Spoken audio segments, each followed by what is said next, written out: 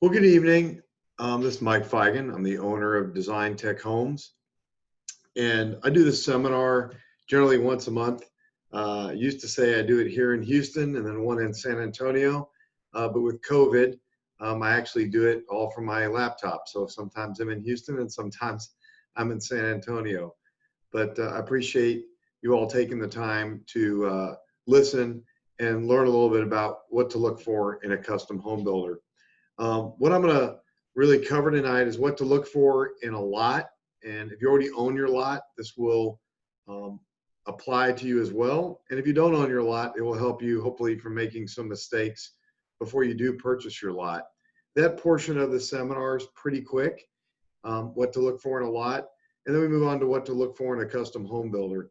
I hope by in the end, you're able to take away from that and learn a lot. And as you shop different people, you'll be able to do a good comparison on, what's different about each person, because everyone, as well, you'll hear me talk about, everyone can say they do things a certain way, but it's really delving into that information that you're given to understand that. Before I get started, I want to run a little poll just so I have a little bit of information about you to make sure that when I'm speaking, I make sure I speak to maybe what you're interested in, or just to get a little bit more information. The other part is I have Brian Bromberg is my assistant sales manager. He's on there. You can chat with him during the entire presentation, meaning if you have any questions, you want to get them answered, just send a question to him. He'll answer them right there on the spot. And if he doesn't know or maybe wants me to kind of give a bigger explanation of it, he'll actually kind of ping me and let me know, and I'll make sure that I speak to it as well. So I'm going to launch that poll right now. And if everyone just take a minute or two and can kind of jump and fill that out, that'd be great. And I'll keep talking while that's being done. So what to look for in a lot. And so a lot of people, when they go to start this process and they start to go build on their own lot or buy or purchase a lot, they kind of don't know what to do. So some of the things you're going to want to look for and ask about is, deed restrictions. Do they have them? Okay, I'm going to cover each of these. What's the infrastructure? How's that work? Are these public or private streets? I'm going to cover floodplain locations, utilities, driveways, roads, all those things. When you're looking at property, you need to think about those items, because those are all going to be, no matter who you choose, who you have build your house, those are all things that can drive cost, and they're really going to be the same within any different builder. So deed restrictions, they're there to protect you, but you may not like deed restrictions. So you may want to build in a community that if you're going to park your RV or something, they may not allow you to have an RV parked in your driveway. So find out what the restrictions are. They really can be somewhat onerous in some areas, and that may be what you want so that it protects your property value. But one of the first questions we're going to ask when you come in is, where do you live? Is it a deed restricted neighborhood? And if it is, we're going to then make sure we look it up and understand what those restrictions are. I'm going to end the polling now so I get it out of my screen here. There we go. Give me 1 second. And so anyway, those are a key thing to understanding what costs are. It could be square footage. I need to build a 3,000 square foot home. Maybe you only want a 2,400 square foot home. So those are all things, as you're building, you want to make sure that you're aware of what those costs are. They can make sure it could be your building style. I want an all house that looks like a farmhouse, that's all siding. Maybe they don't allow that. So again, as you're choosing where you want to live, restrictions can play a big role into what a home costs. Could be saying your home needs to be set back 200 feet. Well, that means you need a really, really long driveway. Most of them have restrictions where it's 50 or 75 feet. But a 200-foot setback is going to cause you to have a much more expensive driveway. So those are all reasons I always say read your deed restrictions if they have them. And one of the things that we're going to do is read those deed restrictions before we start suggesting homes or things that you need to go build on, because that can really drive cost. A property developed subdivision has a plan. which means if you're buying in a neighborhood that has less than 1 acre lots, you definitely, and you need to put in a septic and a water well, you need to be really, really careful. You can do it, but they have to be a certain distance apart. And so if you're buying in a neighborhood where they didn't tell everyone where their septic and water well needed to go, then you can actually cause some lots to be unbuildable. If you're buying more than an acre or an acre, you're generally fine, but just something to be aware of. Geotechnical study, and you want to find out, have they done geotechnical studies when they're developing the property? So some things like that are in San Antonio, it's Mystic Shores. If someone wants to know, hey, what's a good developer do? Mystic Shores was done by a really good developer. They did all the stuff I'm going to talk about, doing the geotechnical, making sure that the roads they put in would be accepted by the developer. In Houston, a good one, Texas Grand Ranch. A lot of people are familiar with, they advertise on TV. Those are all being developed by good developers or had been developed by good developers. And by doing that, they're ensuring that at least when you buy your property, you hope to have a good piece of property to build on. We're going to talk about inspections. We're going to talk about having the home built correctly, all that, geotechnical studies where they're going to actually do that on your own lot. I'm going to talk about that a little bit later. But before you ever buy the lot, it's good to know the developer did their due diligence. Is the water supply public, or do I need to put in a water well? Sounds kind of crazy, but it's pretty crazy that people buy property and don't realize that they need to put in a septic or that they don't have a water supply. I can tell you in my 23 years of business at Design Tech Homes that some people don't know that. They walk in, they bought the property, and they thought they had these utilities there, and they didn't. Is gas or propane available to the site? Again, they think they have gas, they think they have propane, and they may not. They may have neither. And you can always put propane in, meaning you can bury a tank in the yard, or you can put above ground propane. A lot of people don't realize that, but they're not aware of the utilities that are there. The property is not in a federally designated floodplain or floodway. That's about a $14 certificate that we pull. I would highly encourage you, if you're buying property, that you actually get a floodplain certificate. When you're buying property, I left that out. Act like you're a bank. If you're buying property and you haven't bought it yet, act like you're a bank, which means you get title insurance. You get a survey. You then make sure it's not in a floodplain. You do everything a bank would do so that you don't have a problem. We have seen lots of this happen, maybe more than you want to know, of people coming in and they have landlocked property. They have property that they can't build on because a pipeline easement is running underneath it. They find all this out because when we're going to go build on it, they now want to get a loan. So they paid cash for the property, thinking that was a good thing. And it's not a bad thing if you do what a bank tells you to do, meaning you do everything you would do if you had to have a bank give you a loan.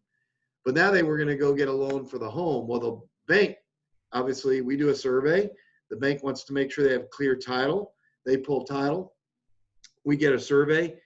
We do the research. They go, oh my God, there's a problem here. We can't get to the property. We've seen that, meaning it's literally landlocked and you could drive up to it forever. There was a road there, but that road was never deeded and it was owned by the original person who sold off those lots, and maybe it'd gone through a couple of sales. And all of a sudden, the new owners that own that property go, I don't want to give somebody access to there. I didn't know that wasn't even a deeded road. No.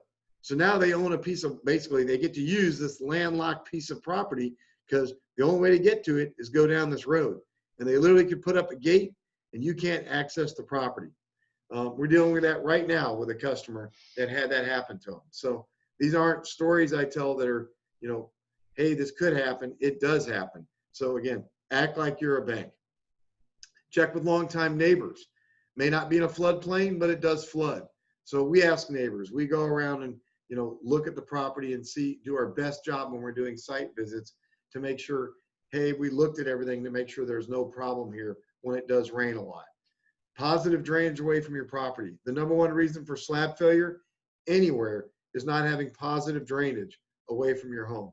So you definitely want to make sure that you have positive drainage away from your house. So again, those are big deals. Insufficient drainage. You don't have good drainage. We can fix it. It just means that that's going to cost a little bit. So we can fix the drainage on your property, but you don't want to generally pay for it. So if you can buy a piece of property without those problems first, you're much better off. Public utilities. Determine the additional cost for hookup. That's definitely something that it's not free anymore. So if you're going to hook up water, we have to run a line for water from wherever the meter is to the house. San Antonio, you got to cut through rock if you're on the north side of the town. If you're on the south side, a little bit easier, but those cost money. If you're going to hook up power, underground utilities, again, San Antonio, you got to cut through the rock, but in Houston, underground utilities cost as well. You just don't have the cost of chiseling through rock. So those are additional costs. If you're getting overhead power, that's generally free up to about 150 feet. So, those are costs no matter who you build with, no matter what you do, you're going to have costs to do those things to your home. Doesn't matter what size home you're building. So those are some of those additional costs that could be out there. Lengthy water, sewer, power lines can all add that cost to your home. Well and septic, okay, if desired, can cost in excess of $20,000. So again, septic systems, $10,000, $11,000, $12,000. Water well, depending on San Antonio or Houston, could be $4,000. San Antonio could be, $15,000 because you're a lot farther from the water and you got to go a lot through more rock. So those are all things to consider when you're purchasing property. Driveways. Okay, the longer the driveway, the more money it can cost. So again, in those restrictions, it may say you need to have a concrete driveway. Well, concrete driveway is obviously more than crushed limestone. So looking at where you're building, and that may be what you want. You obviously want a lot of people like concrete driveways, but if you're going to be 300-400 feet off the road, 300 or 400 foot driveway can cost a lot of money. So you may want to crush concrete to get to your house and then have a pad to park on that's concrete. So they're all things to be considering when you're looking at where to build, at your build job. And again, those are all things that doesn't matter whether you build a 2,000 square foot house or a 10,000 square foot house, the driveway to get back to your house is the same cost. So again, one of those things just to think about. Concrete in the Houston area is usually less than asphalt. Asphalt on the north side of San Antonio, if they allow it, is generally less than concrete, but most of the subdivisions don't allow asphalt. So just something to be aware of. So what to look for in a builder. So I'm going to kind of covered what to look for in a lot. Just wanted to keep it simple and quick. Again, an unlevel lot, obviously if it's not level, it's going to cost a lot more to build on. So in San Antonio, if it's not flat and you have 8 foot of fall or 9 foot, meaning from the front of the back of the lot where you want to place your home has an 8 foot differential, that house, that slab is going to cost a lot more money to build on than a lot that is flat. So as you're looking at property, if you have to build up the property a lot to get it to drain properly, if you have to add a lot of slab to it, the more expensive piece of property you're looking at that's flatter. So if one's 100,000 and one's 75, the 100,000 flat, the $75,000 piece of property has some fall to it, or it's got drainage issues. It actually might be less money to spend the 100,000 on the lot and get a flatter lot, because now your site related issues, meaning to get it flat, won't cost you a lot. So you may save money. So just things to consider as you're shopping or looking at homes. What to look for in a builder. I'm going to cover these and what they mean. Full service, one-stop shopping, quality standards and specs, full disclosure practice. I'm going to cover each one of these things and what they all mean there. But make sure you're share. You're on. Perfect. Got it. All right. Full service one-stop shopping. So when I talk about that, there's a lot of people that, if you go shop them, they may say, you need to go do your site. You need to go put it in your water well. You need to go put it in your septic. That's not something we do. We can do the whole thing, or you can be involved in it. But we're a full service, one-stop shop builders. So when I talk about it, we're going to go out and evaluate your lot, make sure, how much fall does it have? Do we need to clear the trees? What do we need to do to get the site buildable? We're going to put in, if we need a driveway, we're going to put in a construction road, septic, wells, lot clearing, all those things. When you hear me talk about full service, we're going to go help do. And so a lot of builders may talk about this stuff and then say, here, you can go do it yourself. We do tell you, if you'd like to do it, you can. Some people want to do some of this stuff themselves, but we're able to handle it from start to finish. Architectural control approval, that's a full-time job here at Design Tech Homes. We're going to go out and make sure that if you're building in a community that requires architectural control, that we go do that and make sure that we get all the permits and everything that's needed to build on that lot. Sometimes it's quite complicated. We have to do big color boards and go sit in front of them and go have meetings to make sure it's done correctly. Then we have permit acquisition. Okay, go getting the building permits, whether it be septic permits, building permits in town, things like that, or county permits. So those are all things, again, when you hear me talk about full service, one-stop shop, that we do. So architectural design services, this is an area where a lot of people make a big mistake. So they go out, they buy the property, they get all excited, they find a plan online, or maybe they go find an architect or designer and they go purchase it and they start making modifications to this plan, and they've spent some money. Whether it be an online plan where you have to buy it for $2,000 or $3,000, or whether they meet with an architect or designer and they start designing on these plans and spend $4,000 or $5,000 or $6,000. They're spending money. They might walk into that architect or designer and say, I want a 2,500 square foot house. And they're saying, but I want it to be about $325,000 or $350,000. And the architect goes, okay, yeah, we can do that. What they're not taking into consideration is maybe everything you want in the house and maybe your site conditions and things like that. So they designed this home to be $350,000. Your budget was $350,000. They didn't take into account your site related issues, your driveway, your septic, your water well, maybe all those things. They may not have taken into account, maybe that might be what it is if it didn't have a metal roof and it didn't have, cabinets in every single room, and it didn't have some of those things. And they draw all this stuff up. And you get it back and you look at it. And remember, I started this house was 2,500 square feet. And you get it back and you go, oh, wow, this is beautiful. But we decided we want a 3-car garage because it had a 2. And we decided we want the kitchen to be a little bit bigger. And we decided we want the master closet a little bit larger. And we want a really big porch off the back. The porch you drew was only 6 foot. We want a 12-foot porch. They added all those things, and maybe you only spent another $400 or $500 with an architect or designer. Now you went out to go shop your builders. And you went from builder to builder to builder. And I always tell the story, if we're the 3rd or 4th person they came to and they walk in, this happens every day. They have a set of plans and they go, do you build other people's plans? Meaning, yes, we do. As long as they're from an architect and we have a release, we'd be happy to build those plans. And we roll that set of plans out and we look at them, and I start asking about their budget. They go, oh, my budget's $350,000. I'm looking at the set of plans that now have grown from 2,500 square feet to 2,700 or 2,800. I'm looking at a set of plans that are gorgeous, have all kinds of custom features all through it. And the house, although it's only 27 or 2,800 square feet, now that house with lot prep and all the stuff that needs to be done is really $425,000 or $450,000. I mean, I'm giving you where that can happen. It's got a lot of fall on the property. They got all these extra things they need to add.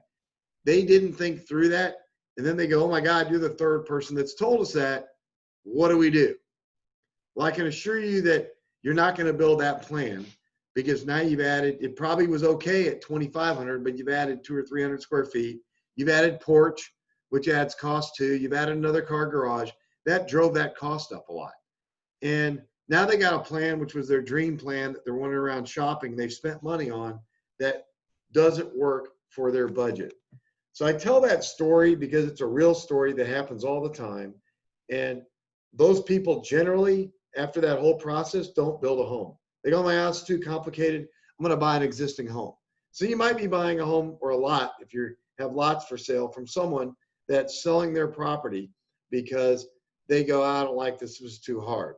So instead of having that experience, what I recommend is find your builder first and have them sit with you with the architect or designer.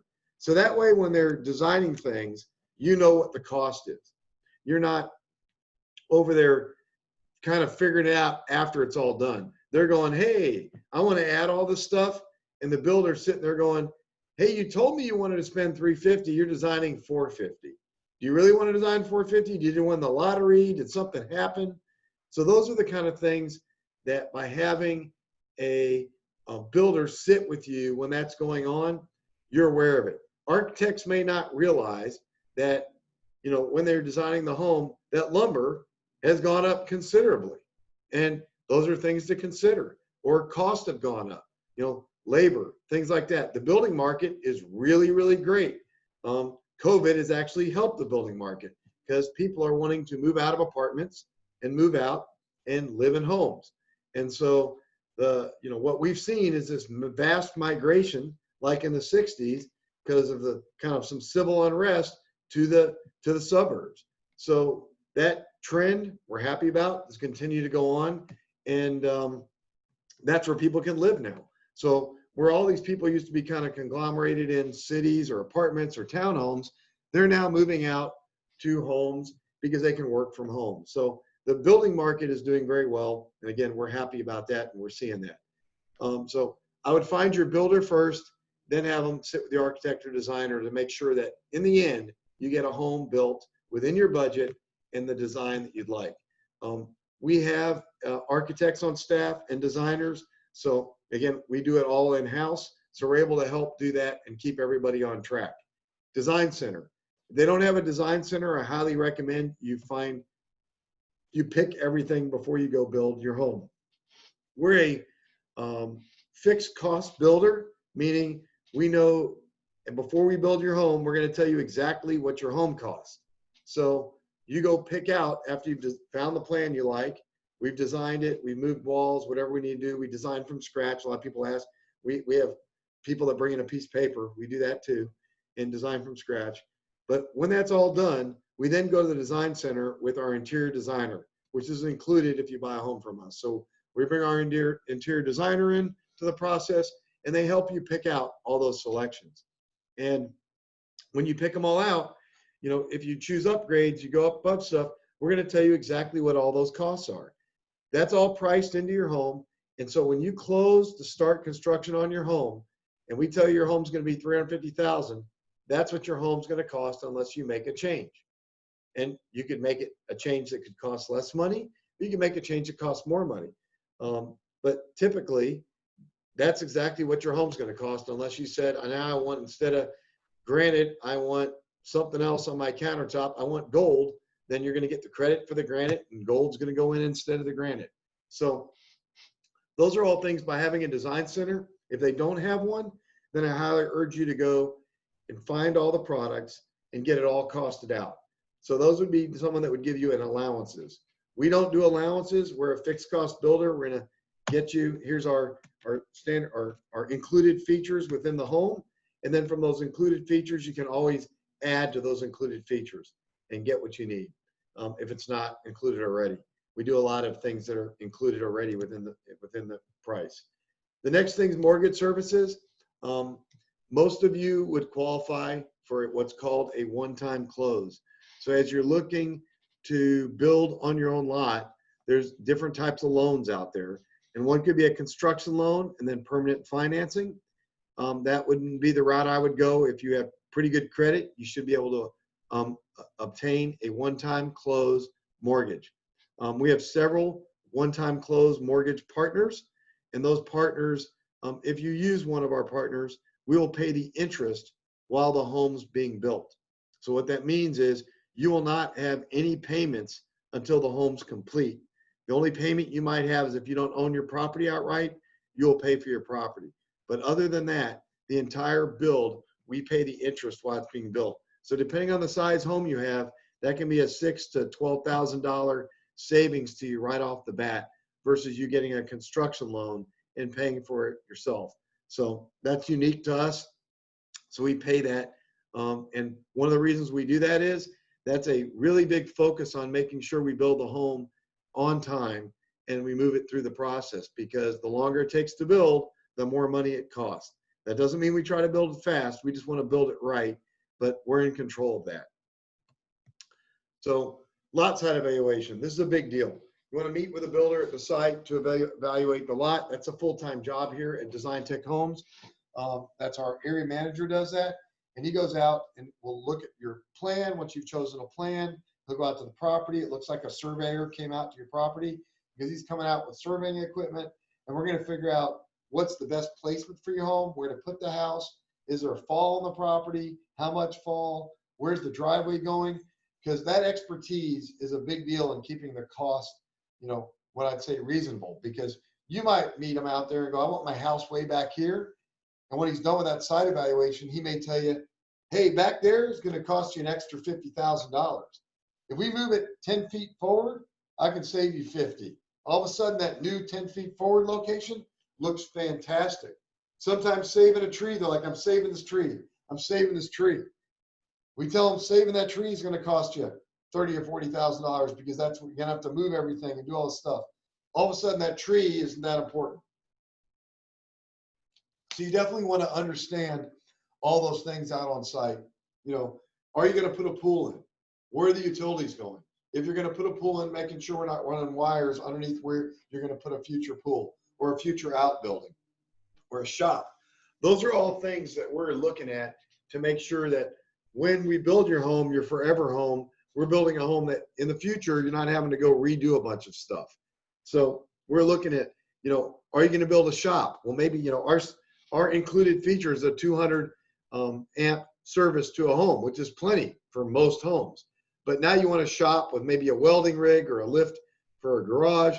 For a lift to lift your cars up. Hey, you might need to up that to a 400 amp service. It's much cheaper to do it up front when you're building the house and put a 400 amp service than it is to go back later and start adding service to your home. So those are all things we're involved in and asking about, so we can build you the best home we can. Soils testing. If they don't do a soils test, don't build with them. But this is done by a geotechnical engineer. It's 2 borings, 15 feet deep, or as deep as they can go. So it's 2 borings, 15 feet deep, or as deep as they can go. Okay, and that's going to be and I left out something. I say 2 borings. It's 1 boring in San Antonio. Sorry, because of the rock. 2 borings in Houston. 15 feet or as deep as they can go, and they pull out 15 cylinders. So those cylinders come out, and each segment, they're going to wrap them up in cellophane. They're going to put them in a cooler and bring them back to their lab. They're actually then going to add water to them, put them in an oven. They're going to try to recreate in nature what happens to that slab or to that property over time at every level. Then they're going to come out with a report that's an engineer's report that says, this is your soil. And then it's also going to give suggestions on what kind of slab to put in. I say suggestions because really what the engineer does, which is a structural engineer, is he's looking at the soil borings and he's determining the amount of load and things that that soil can carry. So he really cares about that. All the wording to him doesn't mean anything, because ultimately the engineer needs to develop that property, meaning needs to use the soil samples as what he's going to design your foundation around. So we now send that engineered big giant booklet that we've gotten for your piece of property that's from the soils engineer over to a structural engineer. So geotechnical engineer does the soils, a structural engineer does the foundation. Goes over to a structural engineer, they're then going to design your foundation for your piece of property to make sure we have the best possible slab that is needed. So that's, again, a requirement by anybody if you're going to build a house to me. There are people that don't do soils tests. There are people that just take, there's reports that you can get that say, the soil in this area looks like this. Well, I have done soils testing on properties all next to each other and had them all be different. And so the most expensive thing you're going to build, the most expensive thing that I'm going to insure, because we stand behind your home for 20 years, is your slab. I'm going to make sure that we build the right slab. And so that's the best way of doing it, is getting it done by an engineer and doing a geotechnical technical study. I'm going to cover energy efficiency, quality materials and workmanship, and independent inspections shortly.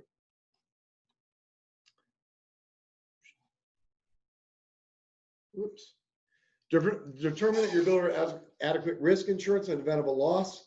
If you're paying with cash, okay, big deal, you need to make sure that they have insurance. If you're getting a loan, the mortgage company is going to make sure your builder has insurance. If you're doing a cost plus build, remember I told you we're a fixed cost builder.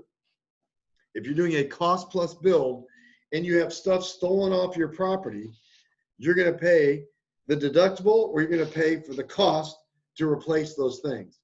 That's how every one of those contracts work. If we have stuff stolen on our property, which happens more often than you think, we cover those costs. Okay. You want to be able to visit the home park. If they don't have a model home park, go visit their homes under construction. Those are all things you can do. Contract, specs, and options in writing. If it's not in writing, you remember the statement. If it's not in writing, you're not getting it. If it's not in writing, you're not getting it.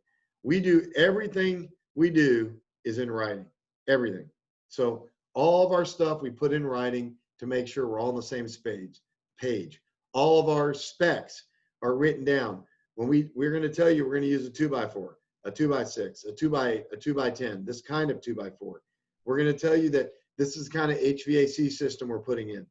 Okay, it's a Trane 16 SEER HVAC system. We're going to tell you that we're using R38 insulation and what kind and where it goes. We're very specific. A lot of people just kind of have these generalities, and then you start asking the specifics. We can tell you what kind of garage door goes in.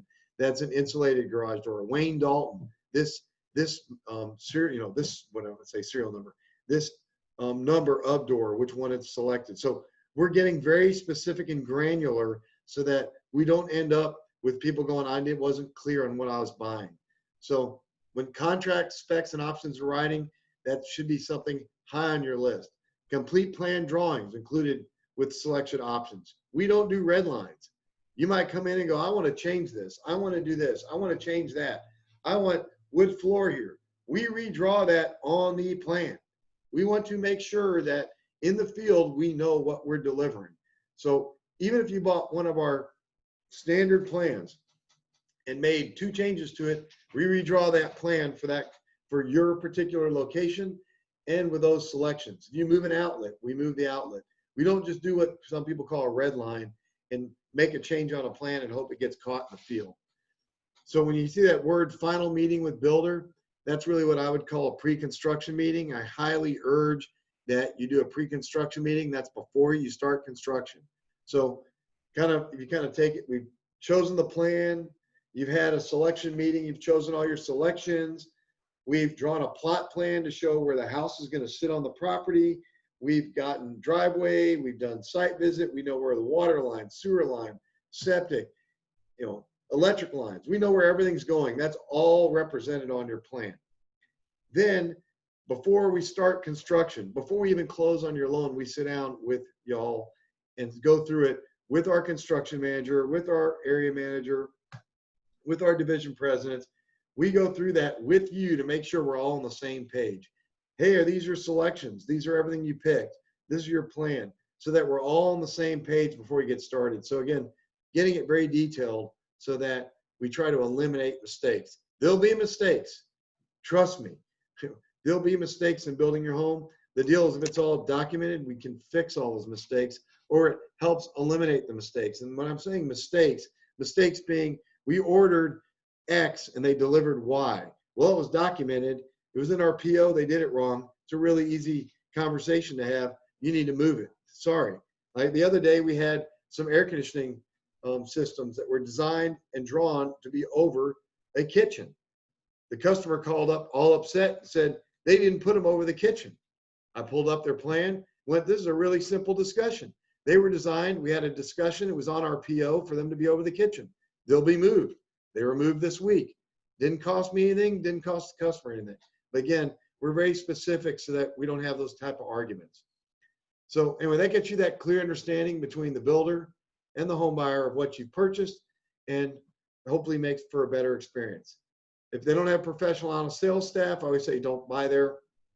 That's one of the things you can, be aware of to just kind of look for. If you don't feel comfortable there, don't buy. Other thing to think about, there's this disclosure statement.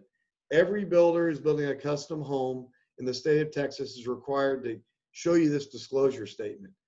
It's been around, but I'll tell you, most of the time you may or may not see it because they don't want to have you sign it. So I bring it up because this became effective in 1998. There's many, many times that this doesn't get signed and you go, well, what happens? Well, nothing happens if no problems ever occur. But if a problem occurs, what happens is a lawyer goes, give me all your paperwork. And they go, oh, they didn't comply with all these laws. Well, okay, they're already a bad guy. They didn't comply with the laws. And the only person that ever wins in a situation with a lawyer is the lawyer. So you don't want to go there. So I always talk about this because there's a lot of things. One, by making sure you understand what you bought, making sure contractually you're getting what you're supposed to, but making sure that people are complying with the law will keep you out of some of these troubles. So that's this disclosure statement.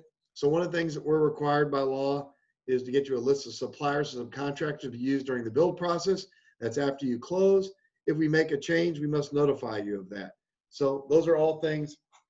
That's part of that law that was in that huge thing that you saw the little tiny handwriting on. We also must let you know when we get draws. So we get paid in draws. Like for example, we pour your slab, we get a draw.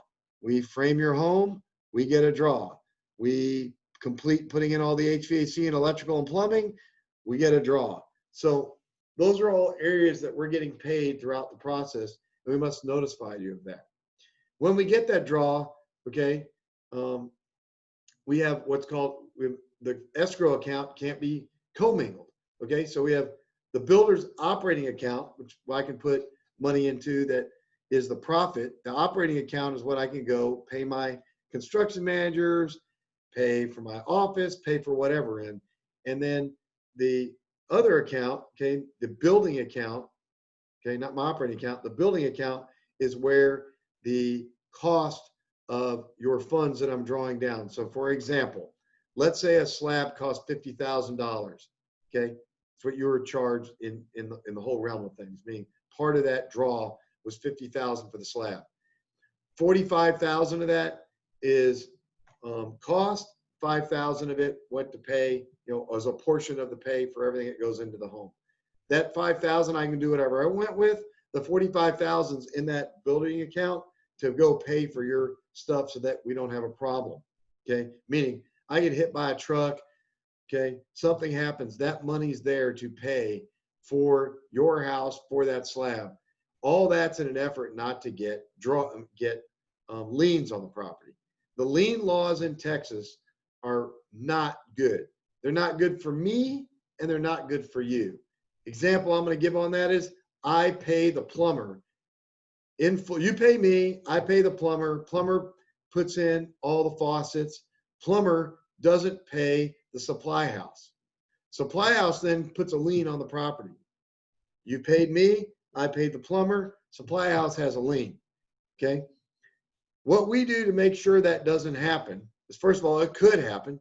We don't have it happen almost ever. I'm not going to tell you it's never happened, but we cover that if it did happen, first of all. So you want to buy from a builder that has the ability to cover those issues. The way you cover a lien is you have to put up 2.5 times more than what the lien was at the title company so that you can get clear title if that's an issue. So what we do is we know where the plumber is buying all their supplies from, and we get a report from them saying whether they're current or not. If for some reason they weren't current, then we cut the check to the supply house, not the plumber, to make sure that we're covered and we don't get liens on our property. So, again, buying from a smaller builder, they may not be pretty sophisticated at doing all this. We have personnel that are making sure that when we are doing stuff, we're doing it in the best possible way and that we can cover ourselves, because I don't want to lien, because I don't want to have to put up 2.5 times the dollars to cover that lien. Same thing with concrete companies. Our concrete companies we use are all very, very reputable. We've been using them a long time. Sometimes we build a house that's really, really far away, and we have to use a different concrete supplier. At that concrete supplier, because that's who's closest to the job, we make sure they're paid. We do joint checks because we don't want to get a lien on the property. So we actually, again, are making sure that we don't get into that situation. So again, you want to make sure you're buying from someone who understands lien laws, understands, how to keep them from getting in that kind of trouble to make sure that we don't have problems. Whoops. Get a written, did I jump a whole bunch? Nope, there we go. Get a written copy of the home builder's warranty before signing a contract. Every builder in the state of Texas is responsible for your slab and structure for 10 years. Every builder in the state of Texas is responsible for your slab and structure for 10 years. If they go out of business, you have no warranty. So a lot of people go, it doesn't matter. If they go out of business, you have no warranty. So we do offer a 20-year structural warranty.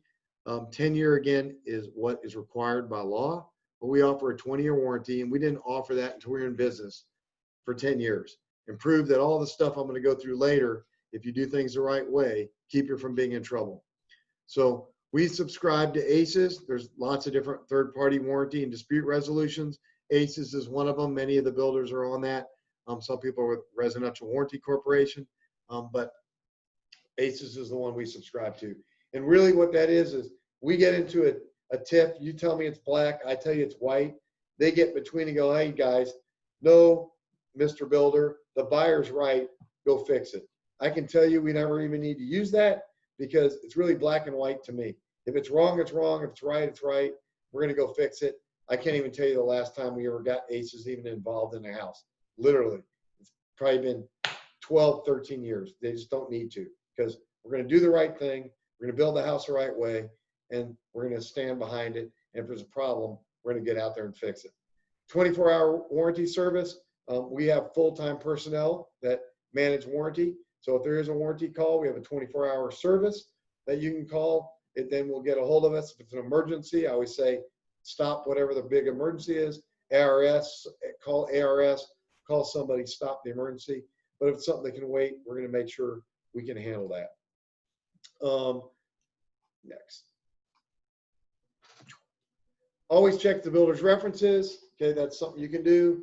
Visit the homes under construction by the builder. Talk to subcontractors and vendors about the builder's quality and payment history. Those are all things you can do. Check out the owners of the company. As a builder, a member of the Better Business Bureau. So those are all things you can do to go check out the company and see are they doing stuff. When I say talk to subcontractors, if they're living on the draw, okay, I talked about draws to y'all. If they're living on the draw, that means they're having to wait to get paid before they can pay the vendors. Okay, that is, I'm going to say, somewhat common for people who don't charge enough or maybe are a very smaller company. Our vendors get paid every Friday for work they did the previous week. As long as they've completed the work the previous week, they're going to get paid every Friday. And that doesn't mean we've gotten our money from the buyer yet. That just means the vendor has done, or the contractor's done the work that they said they were going to do. And if they've done it that previous week, that next week, they're going to get their money. And that's because we have the wherewithal. And that's one reason why we have trades and why we're able to get people out to do our jobs. If you're not paying your people, you're not going to get people out there to do the job. Energy Star. Every builder in the state of Texas, every builder in the United States is required to build to the National Energy Code. So you hear me tell you that. Every builder in the United States is required to have you build to the National Energy Code. Now, most of you are building in the county. Nobody's checking. Nobody's checking whether you're building to code, and nobody's, certainly unless you pay for third party and unless they claim it, is building you Energy Star. So every builder is supposed to build to the National Energy Code. So to do that, to build the National Energy Code, you should have inspections, and you should do what's called a HERS test, HERS score, which under Energy Star, that's one of the things they do. So we take your plan. So we're nationally recognized, and we're one of the only builders in Houston, and maybe one of two in San Antonio, that builds 100% of our homes to the Energy Star standard. So just like you buy appliances and you see stuff on TVs that are Energy Star rated, they have to go through a process. Our homes are Energy Star rated. That's a product that's put out by the Department of Energy and the EPA, and it goes through an entire inspection process to guarantee your home is energy efficient. You're going to hear when you're shopping, we build to the Energy Star standard. We build an energy efficient home. We use all these great things. Unless they get an inspection throughout the process, I'm going to talk about all the things we do. You have no idea. They may be putting in good insulation. They may be saying they're putting in a good HVAC system. It all depends on how it's put together. If it's not put together properly, you're not getting a home that even meets the national, the national energy, the energy program. Sorry, the code, the National Energy Code. So you definitely want to ask some of those questions. So an Energy Star home, easiest way to kind of explain it, it's 30% more efficient than the national code, okay? Now you only have to build the code, but we go beyond code. And it's gonna give you a quieter home, a home with less dust in it.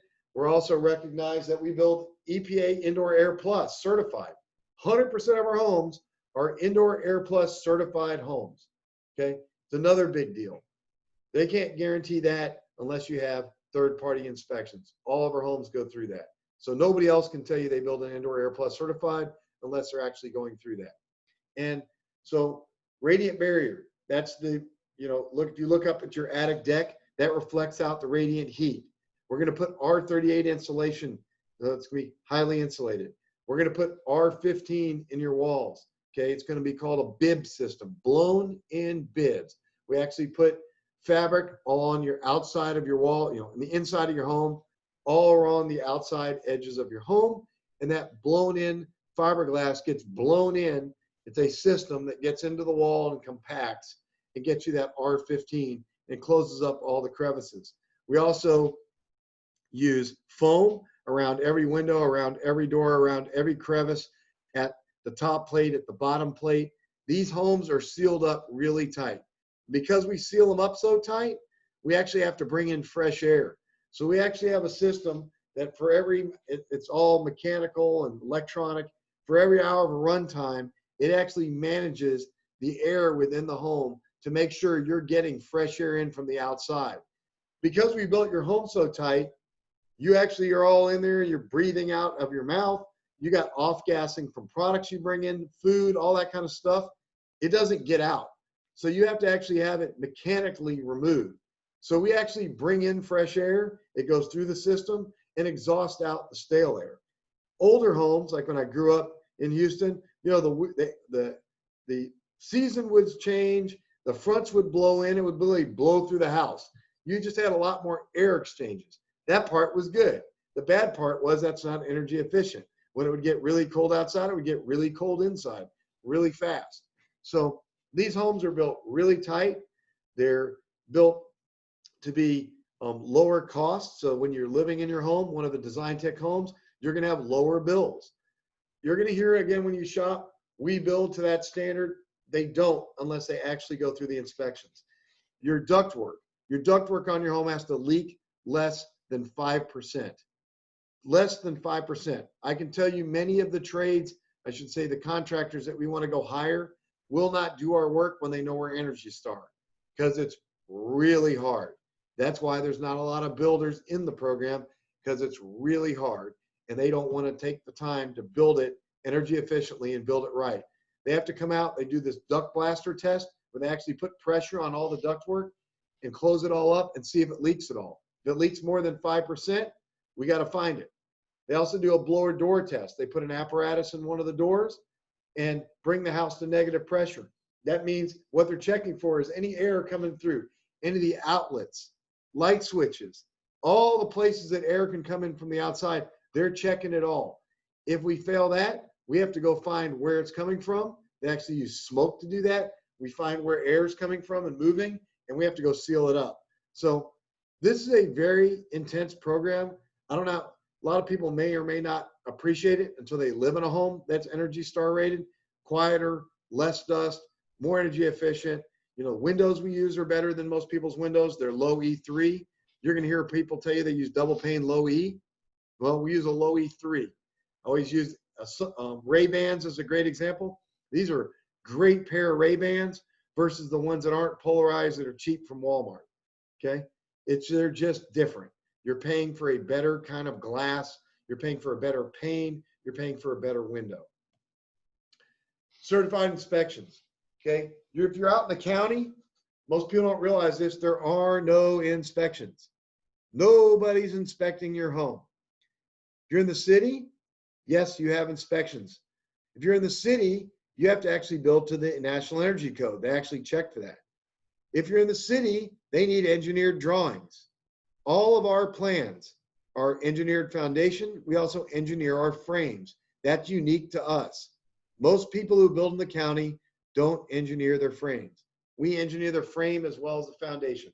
We do exactly what we would do in the city, okay, and if we build in the county. I'll bring up a company, and they're a reputable company, is Tilson Homes. Tilson Homes will not build in a city. Why won't they build in the city? Well, one is you have to have all your trades need to have certification. Now, all of our trades are licensed, and they're also insured. If you're building in the city, you need to have licensed and insured trades. So the first thing is, no one knows because no one's checking if you're out in the county. If you're in the city, they're all checking. So all of our trades can build in the city or the county. We don't do different ones. Sometimes people go and they shop builders and they go, oh, it's less money if you're building in the county. No, the only thing that's less money is you don't have to pay for permits with us. You obviously have to buy more permits because the city requires those. But they go, oh, no, it's less money because they can do things that are different. We build all our homes to surpass code, and the city does not require crazy stuff. So we build all our homes to meet, whether it's city of San Antonio, because that's the closest municipality, to meet city code there, or city of Houston to meet the city of code in Houston. So again, we're not trying to go around and do something a little bit less somewhere to just make it where the house is cheaper. Our homes are all built the same way. So part of the inspection program is having a third-party person go out there. Not only do we have our construction managers out on site, we bring out a third party. You can't do a proper foundation inspection if you don't have an engineered foundation. So we actually have the engineers representative come out on site and inspect the foundation and make sure that what was drawn is what was put in the ground. We cannot place the concrete in the foundation until we get past that test. And if you're in the city, you get the city to inspect it and the county and our guys inspect it, no county, and our third-party inspector inspects it. So they get double the inspections. Plumbing inspection, that's a ground inspection. They're going to go fill up all the sewer pipes with water. They have what's called a stand pipe. It goes up about 6 feet. They put a line on it. They fill all the water up, wait 24 hours and see if it drops. I can tell you there's lots of people that don't do that. And then they end up with a cracked pipe underneath their slab. And then 5 or 6 or 7 years down the road, they got slab movement. And it's because they have a cracked pipe and it didn't, they didn't catch it at that stage. So we do a plumbing inspection, foundation placement inspection. That is totally unique to us. If you're in the city or the county, nobody else does that. We bring out the third-party inspector again, and they watch the entire placement. They actually mark where every truck number 1, put it over here. Truck number 2 went over here. They check all the tickets that come off each of the trucks saying it was a 12-yard load. It had 6 gallons of water in it. It was a 3,000 PSI mix. They're looking at all those things to make sure that what the engineer specified is what's back out on site. So again, that's unique to us. Nobody I know does that. And it's a huge deal to me because now we know that from the start, the foundation, we did the design, we did the engineering, it was exactly as they designed it. And through the placement, it was checked by a third party as well as our construction manager. So again, big deal to us. Frame inspection. Frame inspection, you can't do a proper frame inspection if you didn't engineer the frame. When you hear people saying they're doing frame inspections, they're going out and they're looking for the normal stuff like, hey, underneath this beam, you're supposed to put 2 studs, okay? Normal, what I would say, in code things. At windows, you should have it be this way. We're looking at the structure of it, every purlin, where all the beams go. Did they put the beams in the right place?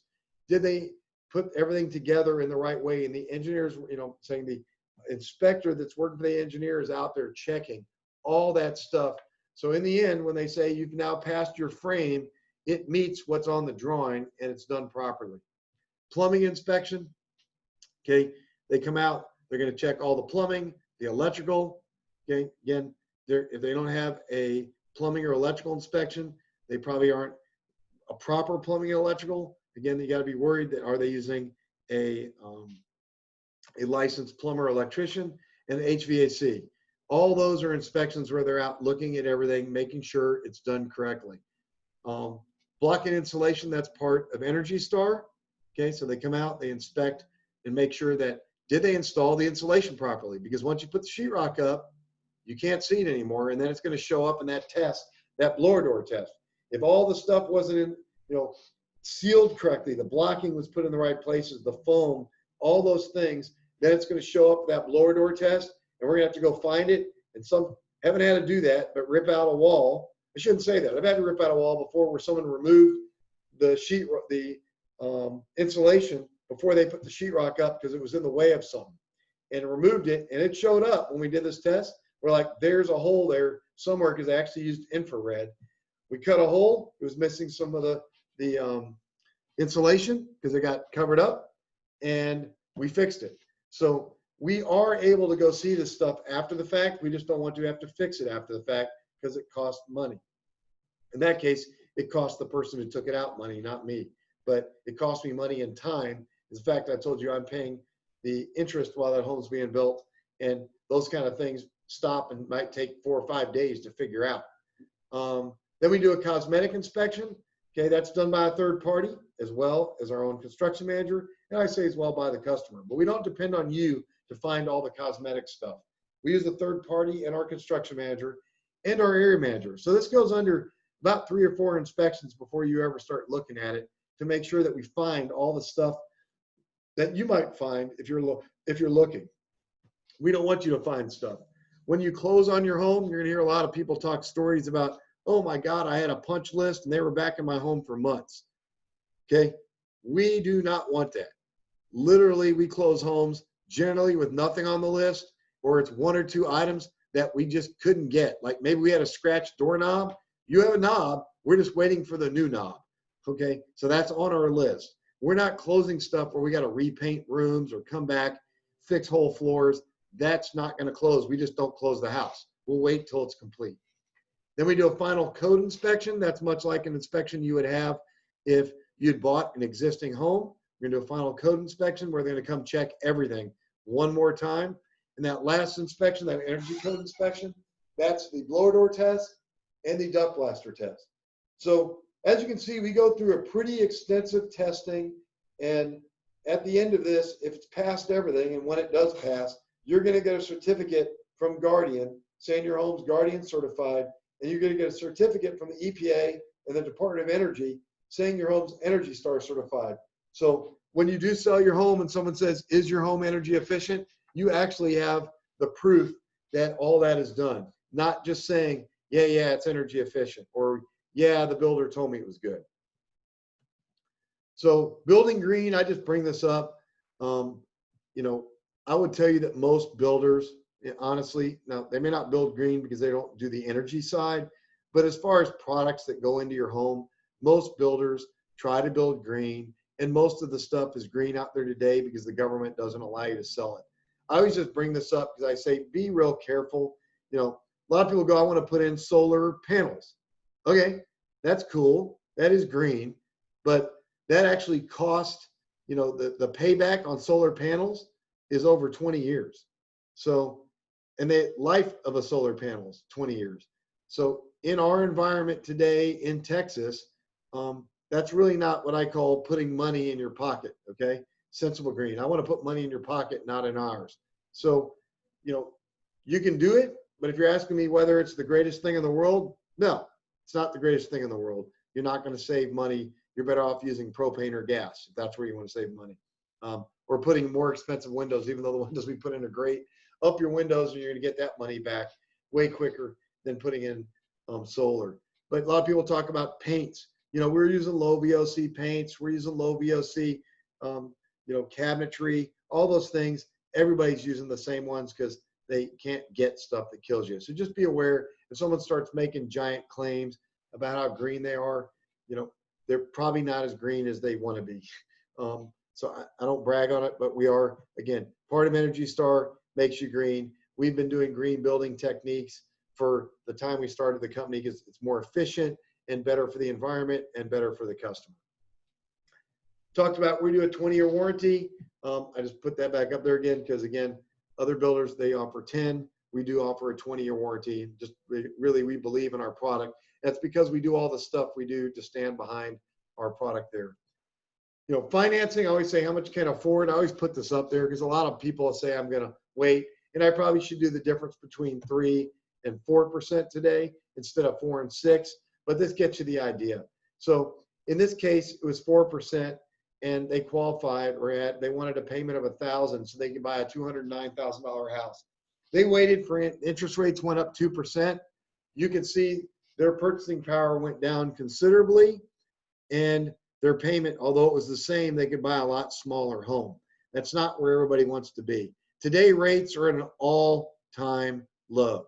With a one-time close, the beauty of a one-time close, you can lock your rate in when you close. And I'm talking about closing to start construction. So a lot of people ask about the process. You bought a home, you came in today and loved a plan we had, and you bought that plan from us. It's about a 90-day process from the time you write a contract to the time you close to start construction. We're doing soils testing, engineering, we're doing selections, we're getting your loan, we're getting appraisals, we're doing all that stuff. It could happen faster than that. I'm just telling you, generally about 90 days. A lot of times it can be 60 days. Cash obviously can be easier because you're not having to go through the loan process and appraisals. But that's the process. So at that 90-day mark, you can lock in your rate. What's beautiful about that one-time close is you're locking in your rate at today's rate. So if today's rate is 3 and the interest rates go up, which they probably will because they're at an all-time low, let's say they go up a half, they go up 1, they go up 2, you're still at 3. You don't have to go up. You're locked in right now. So a lot of times people who do 2-time closes or people that the builder goes, I'm doing the financing, you can't lock in for a year. Well, that lock in a year later is going to cost you money. And so that's the beauty of what we do. You can lock in now. We pay the interest while it's under construction. And when it finishes, you can get a 15-year, 20, 30, whatever you want. You can roll it over into that kind of loan, but it's at the rate you closed on. Now you go, okay, what happens if interest rates go down? Okay, let's just say that happened. I don't know if they would, but let's just say it did. You get the lower rate. So there's no loss in this. It's only positive. So a lot of people don't realize that. A lot of people don't realize that what a one-time close is. And normal banks don't do it. So you can't go online and go to Quicken and get a loan like this because they don't do construction lending or a one-time close. You're going to have to go to people who specifically do this. And again, we can get you that if you're interested in multiple people that do that type of loans. But it's not your typical banks. You can't go to Chase. They don't do this. Okay, so for an example, Wells Fargo, they don't do this. So just be aware of that. So again, what do you do before you customize a plan? Again, I'm talking about loans. I would find out what you qualify for. Make sure you understand because it's different than when you go online and go, oh, I qualify for this.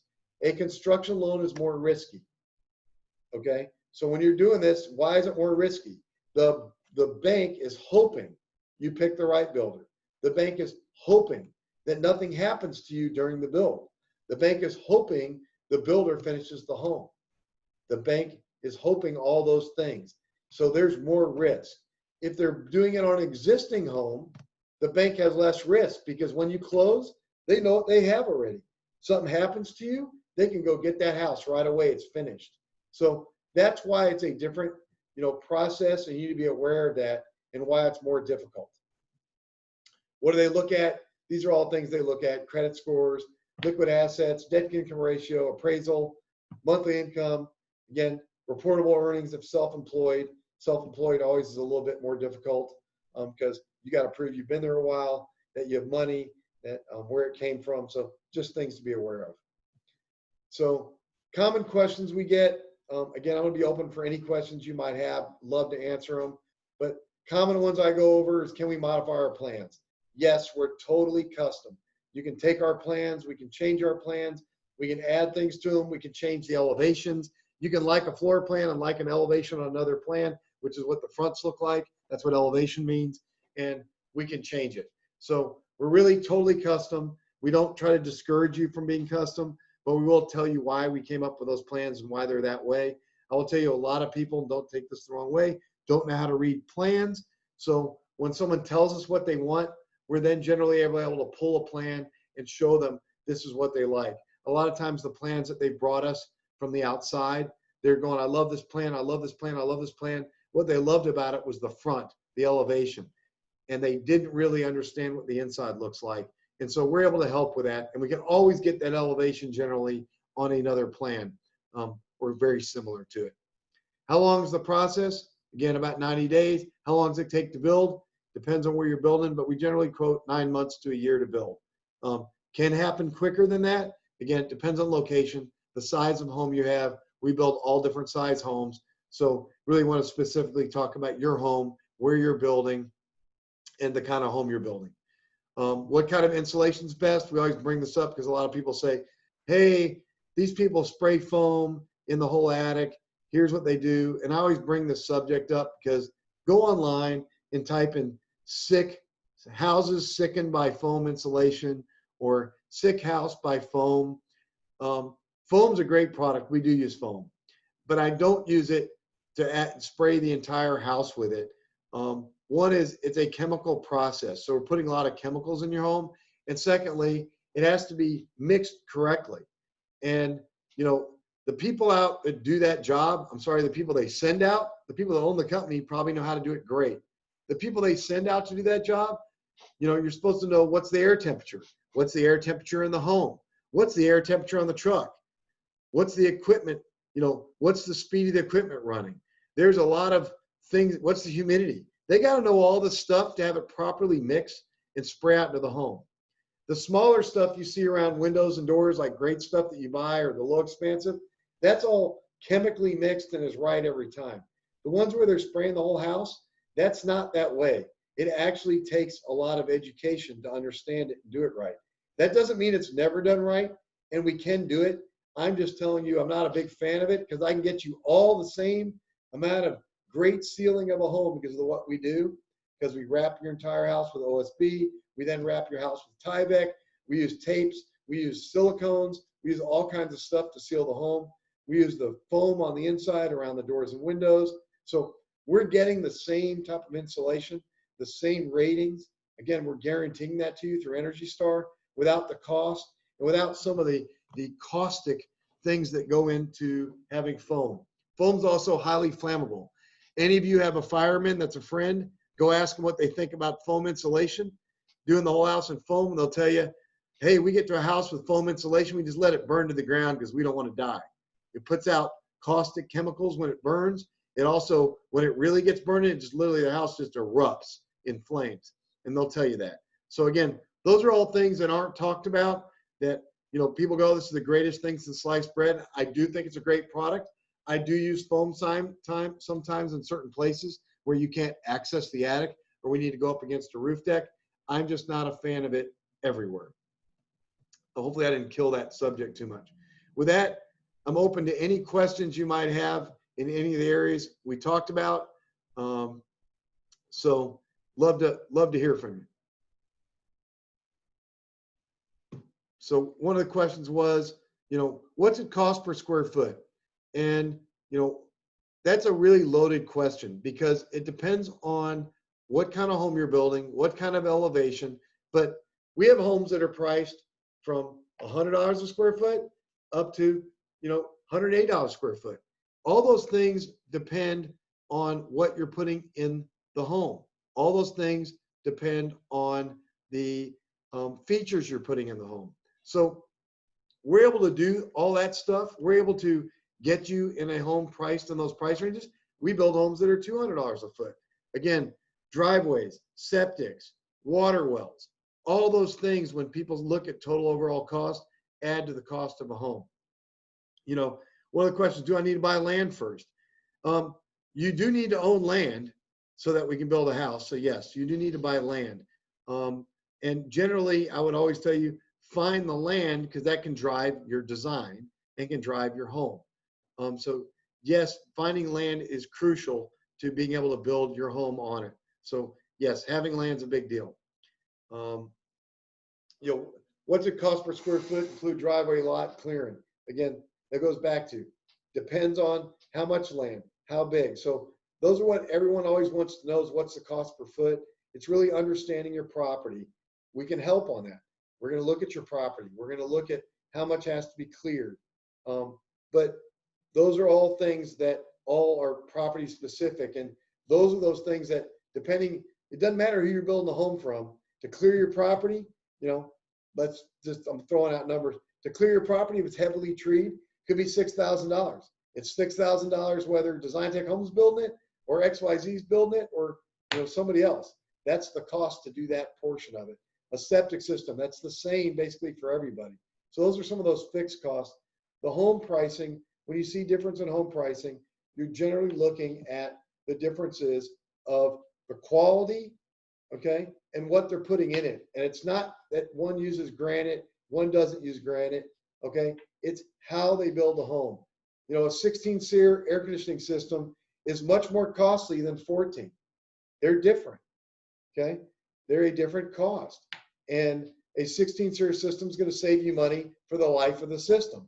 A 14 SEER, you're going to spend more money. You're going to spend less money up front, but it's going to cost you in the end, okay? You know, cheaper windows, they're going to cost you in the end. Not using the proper plumbing fixtures is going to cost you in the end. Not, you know, we use 12 gauge wiring. A lot of builders use 14 gauge wiring, okay? Means 12 gauge wiring means you can put a 20 amp circuit breaker on every single circuit. 14 gauge means you can only put a 15 amp. We do 12 gauge, 20 amp on everything. So we're building, again, homes that are forever homes. So anyway, those are, you know, a quick overview. If you'd like to learn more, you'd like an appointment, great. We'd love to build a home for you. If you don't, I hope you've taken some of this information will help you as you're shopping or vetting builders, and ultimately, if you choose a builder, hopefully you're able to choose one that does a lot of these things. These are not things that I think are specific, meaning doing inspections shouldn't be just a Design Tech deal, okay? Meaning they're required in the city. We do more than what the city does. They should be required, and they should be very extensive. Engineering is required. Having your home built to the National Energy Code is required, but you're going to find they're not doing that. But it is a requirement. And, you know, you're going to say, can you prove it? And unless they do all the inspections, they can't. So that's why we subscribe to Energy Star, because I was going to have to prove it. So I might as well build a home that is more energy efficient and meets the code, and I'm building a better home. So again, we build both in Houston and San Antonio. We again can custom design for you any plan that you'd like.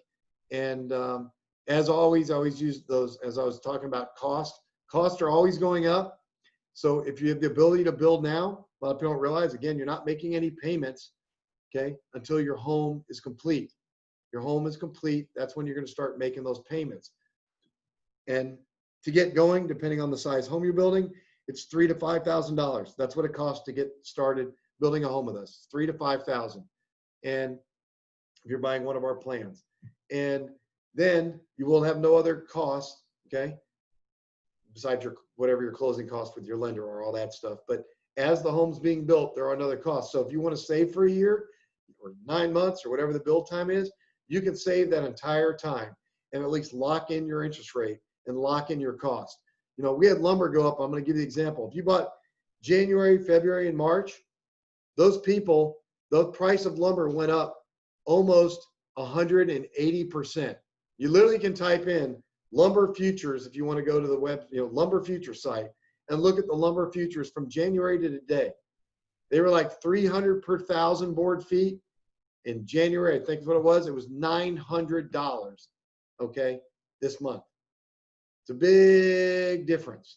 Those customers didn't pay a penny more for their home. So one of the advantages you get with Design Tech Homes is when they get that price, you are locked into that price. I mean, you're not going to get charged more when our trades and lumber and all that stuff goes up, and it always goes up. So just be aware of that. And again, we can help you in any way. I appreciate you spending time. If you want to go watch the Texans now, you can go watch the Texans. And I enjoyed being with you, and thank you for spending your evening with me.